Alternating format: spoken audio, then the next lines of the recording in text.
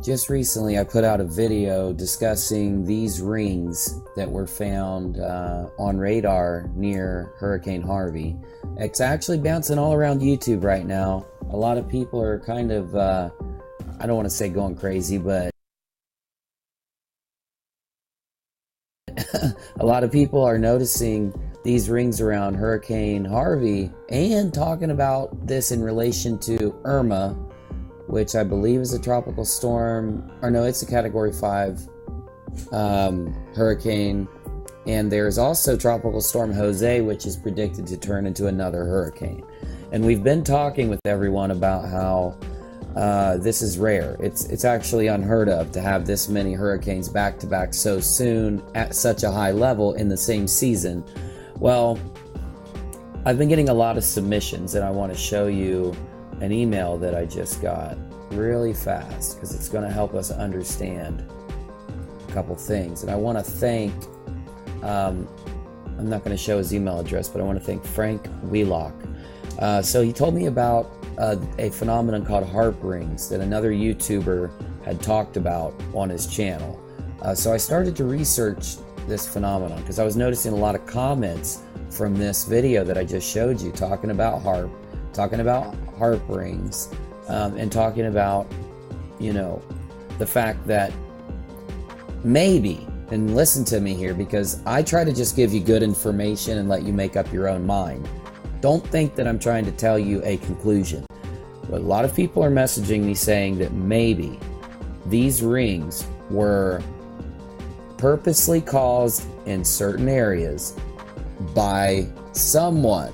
I'm not going to say the government, I'm not going to say who, but these rings are purposely created in order to generate strange weather patterns. Now, there was a theory postulated, and it was detailed in the email about lumber and about the price of it and about trying to make this skyrocket, trying to make to boost economy or economic, basically that they could be trying to use this technology to stir up the economy and to get to an end that they're trying to get to, which we would never understand either way. Basically, we wouldn't know if what they were doing or if they were doing these types of experiments and their motivations. But basically, it all leads back to HAARP. I've brought it up several hundred times on my live streams, and I'm just going to put it in this video. HAARP reaches in to using radar. It's a array of, well, let me just read it to you. So there are these, I'm sorry here, let me see. Using HAARP technology, ground-based station that emits a high frequency or low frequency. Well, what they're not going into is that there's a lot more to this and the frequencies and the way the ionosphere works. In fact, there's been a lot of research to say that our brains operate on a very low frequency of electricity, and so does the ionosphere, or a different, the Schumann resonance, a different electrical, we'll say, field in the atmosphere.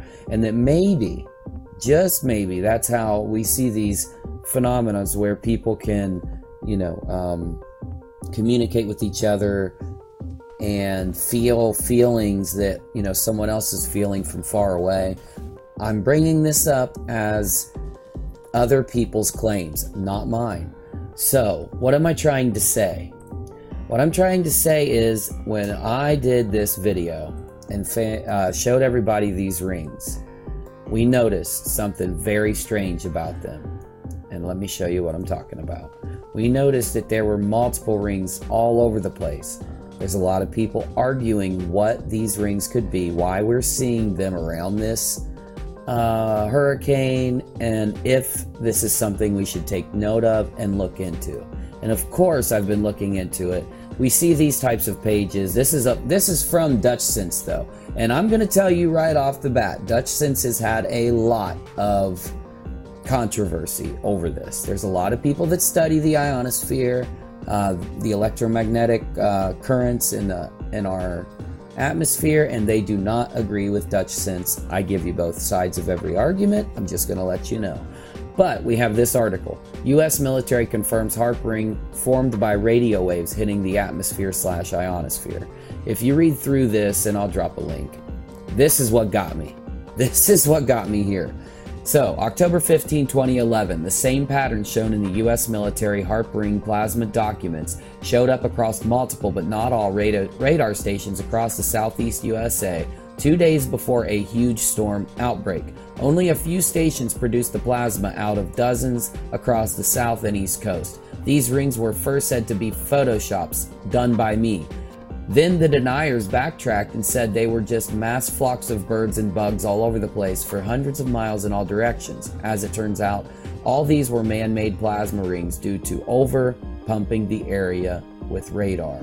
So, does that mean that these are actual, physical, real things in our atmosphere? Now, plasma, I don't know if you could argue if it was physical or not, but you know what I'm saying.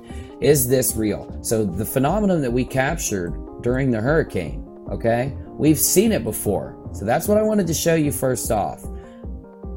Now let me show you something else. Let me jump over. Okay, so other people have used documents like this one released in 2008 by the Geophysical Research Letters, Volume 35, L12-101. They use this to state that HAARP and other radar facilities around the United States and the world are heating the lower ionosphere. They are continuously generating radar waves and other types of low frequency or extreme high frequency waves into our atmosphere. Now, this is the problem I have, and I want to make sure everybody knows it and understands the way I am and the way I think on this stuff. Because people are going to see the title of this video, they're going to see what I'm talking about, they're going to judge me, so I'm just going to put this in the video. I'm just going to tell you, I do not draw a conclusion based on evidence unless the evidence warrants the conclusion. So I want to take this in as that this is significant and it's good evidence towards where we should go with our investigation. Does it mean that HAARP is causing a storm? I don't think, in fact, I'll say it does not mean it 100%. It doesn't mean it is, but it's a clue. It's a clue to let us know where we could go, what we could find, and it's a piece of the puzzle. You could call it circumstantial evidence in court instead of saying that it's a firm conclusion to what we're trying to understand. Okay, so when you go through this and you read it, you basically get a lot of, you get an understanding of how HAARP and other facilities, and yes, there's many other facilities other than HAARP. I don't know why everybody just focuses on HAARP. Anyway, you get a good feeling for how they could be trying to heat or cool the ionosphere through radar waves and other types of waves. Now, you got to understand, this is a science. People go to college for 8 years to understand these things. So somebody of my education isn't going to be able to look at this and draw a good conclusion for you. But I'm at least going to be able to take an educated guess, okay? My educated guess is, whether this is purposeful or not, whether it is or not, I'm going to tell you, everything we do to nature causes a reaction. You never do a single thing to your environment without other things being affected.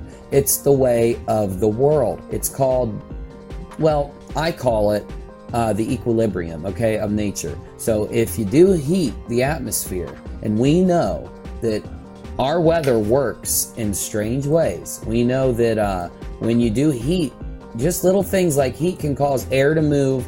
Air moving, they say that a butterfly flapping its wings on one side of the world could cause a tsunami or cause a a big storm on the other side of the world. And I know it's just a saying, but you get the idea. You get the idea that if I insert a lot of heat into an area with a lot of cold air, there's going to be a huge equilibrium. There's going to be a huge effect on this thing we see in nature, where let's say you dump a lot of hot water into the ocean. You're going to notice that the water moves, the water spreads around. basically the heat dissipates throughout the ocean, or the water you poured it into, to make up for it. And this equilibrium effect, by us doing exactly what you see in these documents, you see what I'm saying? That's what weather is, okay? That's how weather is. That's why we have winds, and it's why we have weather on the earth. We have hot and cold areas all over the earth. Wind is constantly trying to form an equilibrium. I'm not telling you that this is causing these storms, because we've seen storms, we have record of storms all throughout human history, some that are a lot worse than the ones we're seeing now. What I'm telling you is they definitely have an effect. I'm going to keep looking into this. I'm going to keep bringing you guys every little bit of research I find on this, so not that I can make up your mind for you, but so you could take whatever evidences we find and make up your own mind. So until the next time, be nice in those comments, because those are people on the other side, so we should always be kind. Just never be afraid to speak your mind.